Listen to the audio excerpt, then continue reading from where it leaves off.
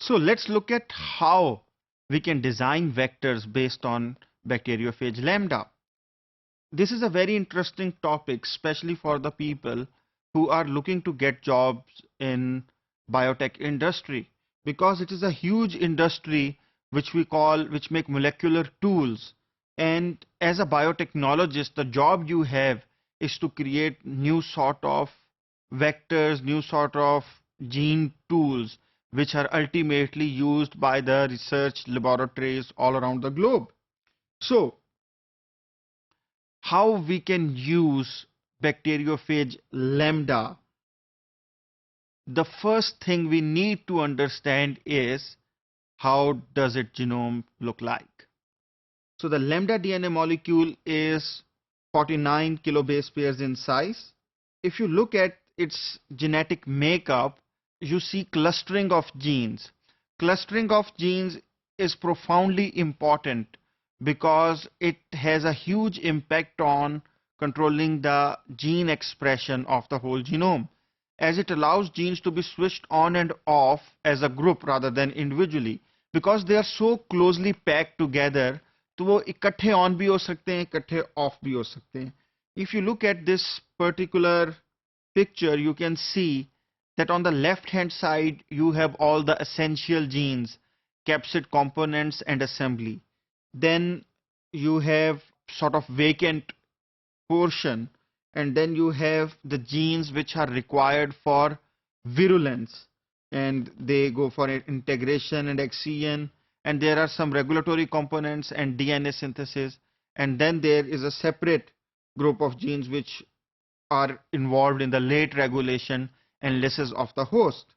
Now, another very important aspect of the genome is that on the ends of the genome, both ends of the genome, there is some portion which can join together, pretty much like the way restriction endonucleases leaves you with cohesive ends, the way they leave you with two tags which are similar in sequence that they can recombine to form a circular piece of DNA.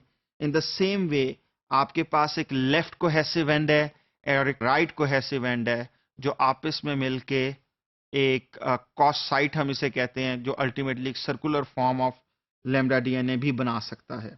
Now if you look at the replication, it's replication is the most interesting one. Pretty much जिस तरह industry में अगर आप तो थोड़ा बहुता भी कभी आप लोग डिस्कवरी चैनल पर जाके या कोई इस तरह के जो प्रोग्राम आते हैं, how is it made in industry, अगर आप वो देखें तो आपने देखा होगा इंडस्ट्री में बड़े बड़े रोलर लगे होते हैं और उस रोलर के ऊपर यू कैन सी के लोग शीट्स बन रही होती हैं, जिस तरह बेड शीट्स फोल्ड हो रही होती हैं, या इसी तरह डिफरेंट पॉलीमर्स भी बनते हैं. And ultimately DNA is a polymer, and in this particular phase has come up with a unique mechanism जिसे हम रोलिंग सर्कल रेप्लिकेशन कहते हैं. और तेज तेज अल्टीमेटली पूरी रेप्लिकेशन मशीनरी आपका लैम्डा डीएनए मॉलिक्यूल बनाती रहती है, बनाती रहती है, बनाती रहती है, और वो इकट्ठे रोल हो रहा है. अगर आप पिक्चर में देखें तो 1 2 3 you have cos sites between them. तो बेसिकली कॉस साइट से आप आइडेंटिफाई कर सकते हैं कि ये जो 1 है ये अल्टीमेटली एक फेज में जाना है, 2 दूसरे फेज में जाना है, 3 तीसरे फेज में जाना है. और जबकि दूसरे एंड पे एक तरफ तो ये रेप्लिकेट हो रहा है, दूसरे एंड पर कैप्सिड्स भी बन रहे हैं और टेल के लिए जो प्रोटीन चाहिए वो भी बन रही है. तो अल्टीमेटली आउटर शेल भी बन गया और एक तरफ डीएनए भी बन गया, और इस तरीके से वो पैकेज होता रहता है. और वो पैकेज हो रहा है लैम्डा हेड में, और आप ये देखें कि अल्टीमेटली वो एक्साइज होता जाएगा, और जैसे जैसे वो एक्साइज होता जाएगा यू वुड सी के ना वो बहुत आराम से अल्टीमेटली आपको उसमें डीएनए एक अलग अलग एक डिस्क्रीट वे में एक अलग अलग उसके अंदर आ जाएगा.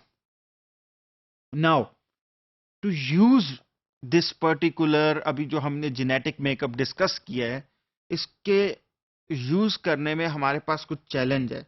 और वो जो सबसे बड़ा चैलेंज है ना, कि we can not use it without any modification. The reason is कि we can only increase in its size by 5%. So we can have only 3 kilo bases of new DNA. जब हमारे पास प्लाज्मिड्स ये करने को तैयार हैं, why would somebody use a phage?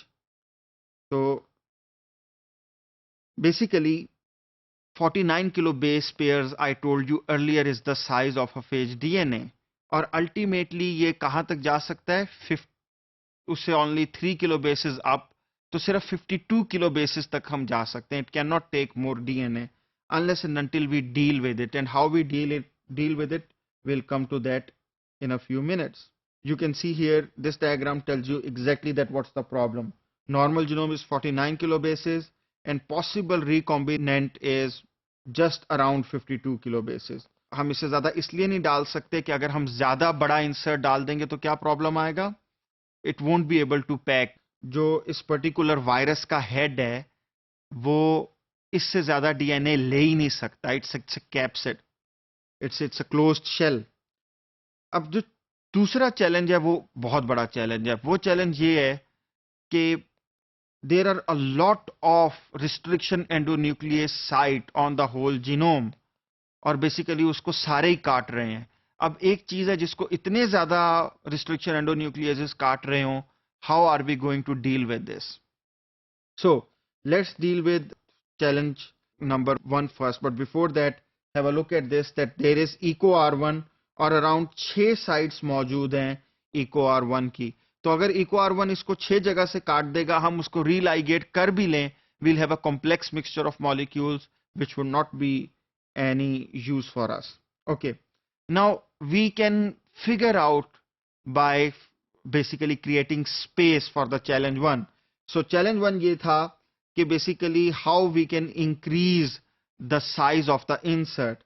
Luckily if you look at the genetic makeup, बीच में एक B2 region है which is a non-essential region. यानी कि वो एक ऐसा piece of DNA है जो अगर हम निकाल भी दें तो वायरस को कोई ज्यादा फर्क नहीं पड़ता. When we take that out, हमारे पास कोई 15 किलो बेसिस की जगह पैदा हो जाती है. +3 क्योंकि हम 52 तक जा सकते थे, तो basically you have 15 + 3, 18 kilo base pairs of new DNA which you can add and you can plug it in between in this B2 region. तो हमने एक challenge solve कर लिया. Now the second challenge was how we can deal with the presence of restriction endonuclease sites on the genome. Two techniques. One is natural selection and the other is in vitro mutagenesis. In vitro mutagenesis is very simple. On your screen you are watching eco R1 cuts in GAATTC. लेकिन अगर मैं इसको modify कर दूं और इसको मैं GGATTC कर दूं तो सिर्फ ये एक सेकेंड एडेनिन को मैंने जो गुआनिन में चेंज किया है, restriction endonucleases won't be able to cut it. ये तो सिंपल था. लेकिन नेचुरल सिलेक्शन कैसे यूज करते हैं? क्योंकि जब originally lambda vectors were being developed उस वक्त हमारे पास म्यूटाजेनेसिस की ये सलाहियत मौजूद नहीं थी जितने हम आराम से आज कर सकते हैं. तो व्हाट वाज डन वाज कि आपने एक नॉर्मल डीएनए ले लिया. लेट अस सपोज उसमें 5 इको R1 साइट्स हैं. Now we infected them that particular phage DNA into a normal E coli. हमने फिर सिलेक्ट करना स्टार्ट किया by introducing them into a phase जिसमें eco R1 काफी ज्यादा प्रोड्यूस हो रहा था. तो हमने काफी सारी कॉलोनीज ग्रो कराई. तो हमें कुछ कॉलोनीज ऐसी मिल गई जिसमें नेचुरली वो उग गई उस eco R1 के होते हुए. आपने एक साइकिल के बाद उसको स्कैन किया तो पता लगा उसमें सिर्फ 3 eco R1 साइट्स थी as compare to the 5 eco R1 sites in the beginning. हमने उसको एक और साइकिल से गुजारा तो पता लगा कि wow, now we have no eco R1 sites. तो इस तरह ultimately the first generation of vectors was developed. And this is very important for you to understand because molecular biotechnology की जो tools की market है that is huge. And tomorrow I am very hopeful that some of you would be working in these companies and such laboratories who are coming up with newer and newer tools to edit genome.